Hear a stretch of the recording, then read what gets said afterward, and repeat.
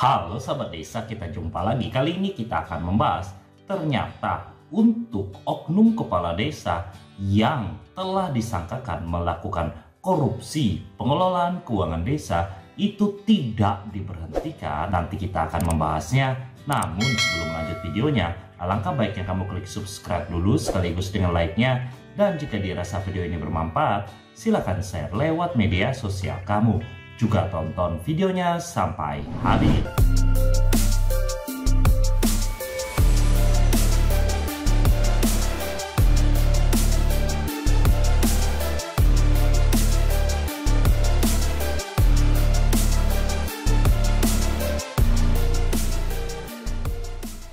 Nah, terkait dalam hal pembahasan topik kita kali ini, seperti yang disampaikan di awal video tadi, maka kita akan berpedoman pada Undang-Undang Republik Indonesia Nomor 6 Tahun 2014 tentang desa.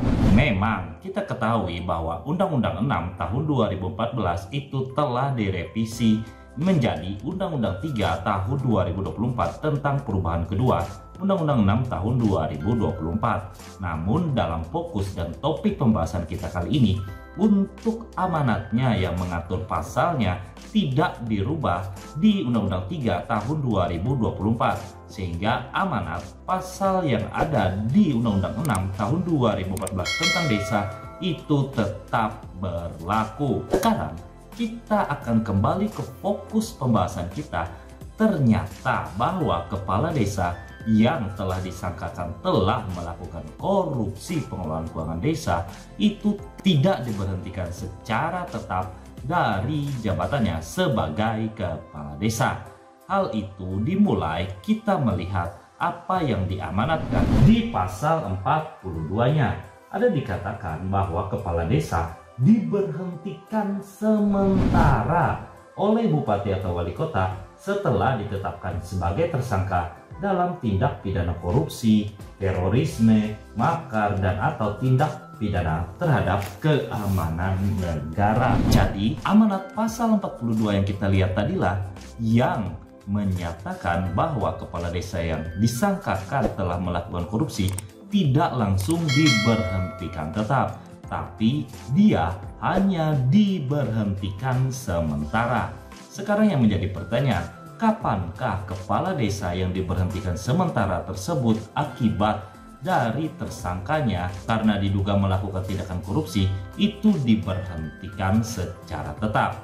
Hal itu ada disampaikan di pasal 43-nya.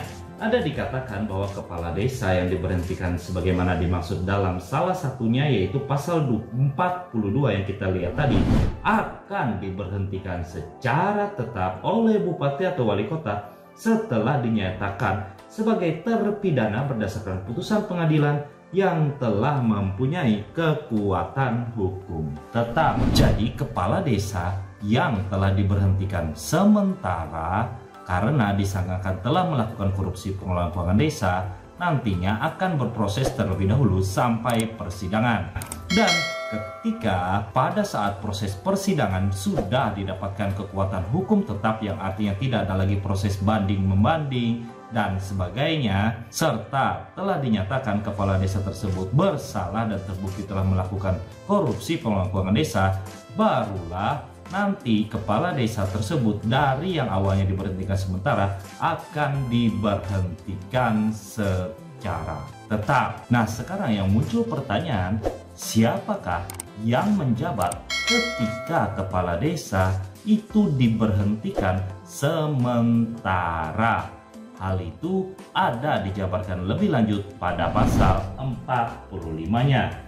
Dalam hal kepala desa itu diberhentikan, nantinya sekretaris desa lah yang melaksanakan tugas dan kewajiban kepala desa sampai dengan adanya putusan pengadilan yang telah mempunyai kekuatan hukum tetap. Jadi sekretaris desa lah yang nanti akan melaksanakan tugas dan kewajiban dari kepala desa yang diberhentikan sementara. Mungkin itu saja pembahasan kita kali ini. Terima kasih sudah menonton dan sampai jumpa lagi.